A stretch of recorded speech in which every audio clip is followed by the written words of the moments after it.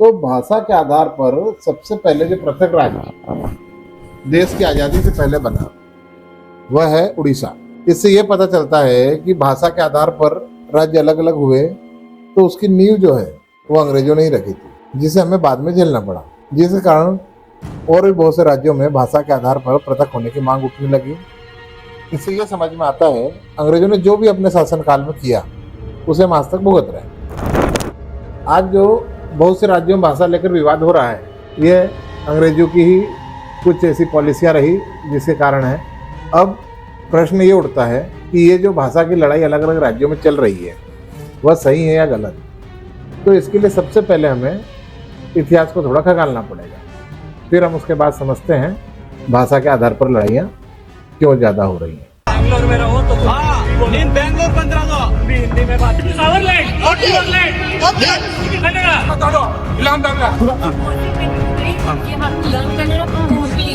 कि अगर तुम्हें शहर में रह के करना नहीं आती तो मैं तुम्हें सस्पेक्ट कर सकता हूँ।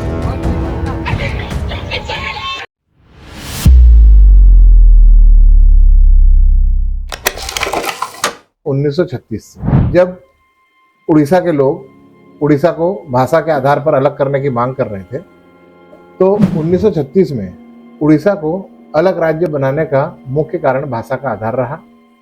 ब्रिटिश सरकार ने 1 अप्रैल 1936 को उड़ीसा को बिहार और बंगाल प्रेसिडेंसी से अलग करके एक अलग राज्य बनाया। इसमें बिहार और बंगाल प्रेसिडेंसी के कुछ हिस्सों को शामिल किया गया। उसके बाद 1950 में उड़ीसा को फिर से पुनर्गठित करके बिहार और बंगाल की प्रेसिडेंसी के हिस्से अलग करके और इसको फिर से मतलब रिकंस्ट्रक्ट किया गया। इसको स्वतंत्र भारत में भाषा के आधार पर सबसे पहले विभाजित होने वाला राज्य कौन सा है?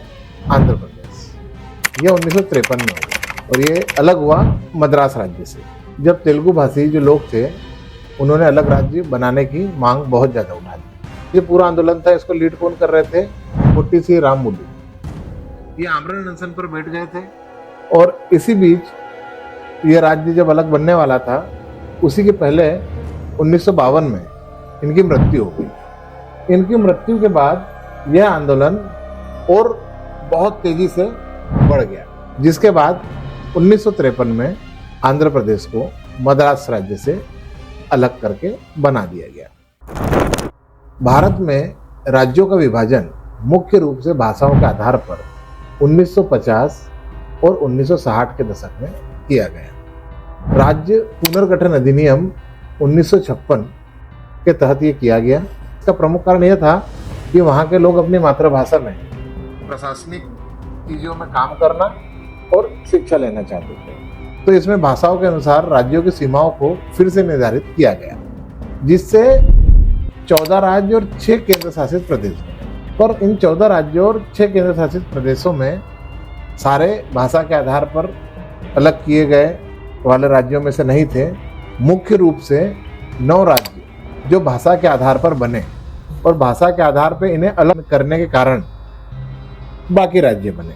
तो मुख्य रूप से 9 राज्य रहे हैं जो भाषा के आधार पर अलग बने हैं। इसमें सबसे पहला नाम उड़ीसा का है, जो आपको बता दिया है 1936 में ब्रिटिश सरकार ने भाषा के आधार पर अलग किया था।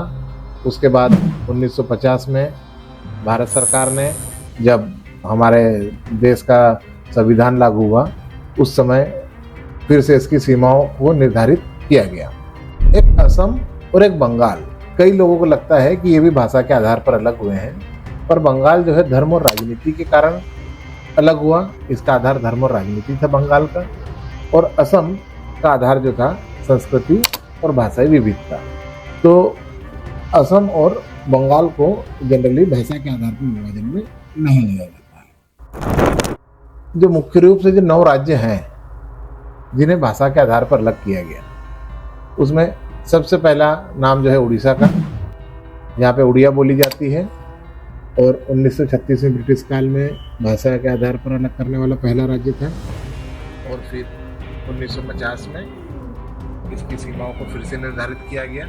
उसके बाद 1953 में आंध्र प्रदेश बना, मद्रास राज्य से अलग होकर। यहाँ की बोले जाने वाली भाषा तेलुगु है। अब आंध्र प्रदेश के बाद 1956 में 3 राज्य और भाषा के आधार पर बने। तमिलनाडु मद्रास राज्य का पुनर्गठन करके बना, जहाँ तमिल बोली जाती है। कर्नाटक मैसूर राज्य, जिसे बाद में नाम जिसका बदल दिया, वहाँ कन्नड़ बोली जाती है। और केरल त्रवणकोर, कोचीन और मद्रास राज्य से मिलकर बना, जहाँ मलयालम बोली जाती है। ये 3 राज्य 1956 में बने भाषाई आधार पर। उसके बाद महाराष्ट्र और गुजरात 1960 में बॉम्बे राज्य से अलग होकर बना। पंजाब 1966 में, जहाँ पंजाबी बोली जाती है। जिसके बाद हरियाणा और हिमाचल प्रदेश बने। और जब पंजाब से हरियाणा को अलग किया गया तो एक हिंदी भाषी राज्य बना हरियाणा। तो ये कुछ वीडियो मैं आपको दिखा रहा हूँ जो आप आजकल सोशल मीडिया पर बहुत ही वायरल हो रहे हैं, आप देख रहे होंगे। इसे देखिए, फिर हम आगे बात करते हैं। देखो, एक कस्टमर वीडियो बना रहा है, बोल रहा है महाराष्ट्र में रहना तो मराठी बोलो, ऐसा बोलता है चिल्ला चिल्ला। हाँ, तुझे सराना बोलवा अरे बैठो, बोलवा। मराठी नहीं आता वो बोल रहा जो मराठी में बोल रहा है, महाराष्ट्र में तो मराठी मराठी झालं पाहिजे। क्यों भाई? आलंच पाहिजे मराठी। क्यों मराठी आना चाहिए भाई? आलंच पाहिजे मराठी। लिखा हुआ है, तुम्ही मला टच करू नका। कहाँ पे लिखा हुआ है? टच करू नका मॅडम, मराठी तुम्ही टच करू नका मॅडम। तुमच्या मालकीचं आहे काय? क्या तुमच्या मालकीचं आहे का? क्या काय म्हणजे मालकीचं तुमच्या? क्या बोल रहे हो? तुमच्या मालकीचं? क्या बोल रहे हो? हिंदी मध्ये नाही बोलायचं। समझ रहे हैं मुझे क्या बोल Hindi or English or something. I would learn Kannada. There is no, like, I don't have any against or hatred against Kannada. I really respect that. I love that. Okay. But if you are forcing me to, We are not forcing. We are asking to. We are talking. Please talk in Kannada. It's forcing. No. Please talk in Kannada. It's forcing. You are forcing. Forcing when you say you have to learn Kannada or you have to leave Kannada. Yes, ma'am. I didn't say that word starting. In this video. Then you said that. Okay. Do not make an issue of it. Okay. You said that. Okay. After 100 years also, you cannot able to speak Kannada. When I like, it was my choice. Okay. Let You don't. काय बोलतोय तू? काय बोलतोय? मैं बोला कि जो पूछा क्यों था क्यों वो बताने के लिए। तू मराठीत बोल, पहिलं मराठीत बोल। तू मराठीत का नाही बोलत आहे? क्यों मराठी मेरे को आता नहीं भाई? क्यों? तो बोलावं लागणार तुला मराठी। क्या मराठी बोला? तुला मराठीत बोलावं लागणार। तू बोल माझ्याशी मराठीत।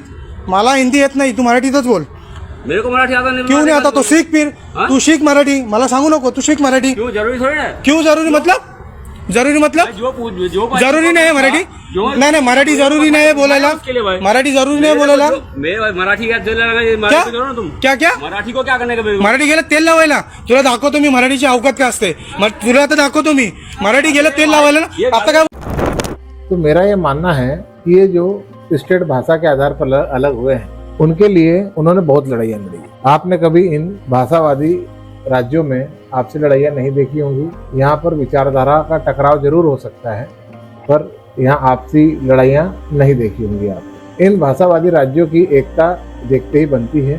तो जब वे पूरे परिवार की तरह ही आपस में रहते हैं, तो फिर किसी बाहरी को जो उनकी भाषा नहीं बोल सकता या समझ नहीं सकता, उसे अपने बीच कैसे बर्दाश्त करेंगे। यह विषय केवल उनकी भाषा का नहीं है, उनकी एकता और भावना से भी जुड़ा है। अगर आप एक टूरिस्ट की तरह जाते हैं, तब तो वे सब यह नहीं बोलते कि आपको भाषा आनी ही चाहिए। वो आपको बिल्कुल रिस्पेक्टफुली ट्रीट करते हैं, आपका सहयोग करते हैं। पर जब आप परमानेंट नौकरी या बिजनेस के लिए रहते हैं, तब तो आपको वहाँ की भाषा आना ज़रूरी है। आप इसको इस तरह से समझिए कि आपके घर में कोई मेहमान एक दिन के लिए आया हो, तो आप क्या करेंगे? और अगर वो आपके घर आकर ही रहने लगे, तो आप क्या करेंगे? स्पष्ट है कि आप उसे घर के रहन सहन, तौर तरीके, बात करने का तरीका, इन सब के लिए बोलेंगे। इस बारे में आपकी क्या राय है, कमेंट बॉक्स में ज़रूर बताइएगा। एक बार इस बारे में सोचना, मंथन करना बहुत ज़रूरी है कि जब ये राज्य भाषा के आधार पर ही अलग हुए हैं, तो इन राज्यों में परमानेंट जाके नौकरी कर रहे हैं अगर, या बिजनेस कर रहे हैं अगर, तो वहाँ की भाषा बिना सीखे वहाँ पे कैसे रहा जा सकता है। मैं ये भी बोलना चाहूँगा कि जब ये भाषाई आधार पर विभाजित राज्यों के लोग किसी ऐसे राज्य में जाते हैं जहाँ हिंदी बोली जाती है, तो वहाँ आकर ये हिंदी सीख लेते हैं और हिंदी में बात करते हैं और अपना जो भी नौकरी के लिए आए हैं, बिजनेस के लिए आए हैं, वो करते हैं। तो हिंदी भाषी राज्यों को उनके स्टेट में जाकर जब वहाँ पे कम्युनिकेशन भाषा ही उनकी अलग है, तो वह सीखने में गुरेज क्या। बात कड़वी है और सच्ची है, समझने की जरूरत है।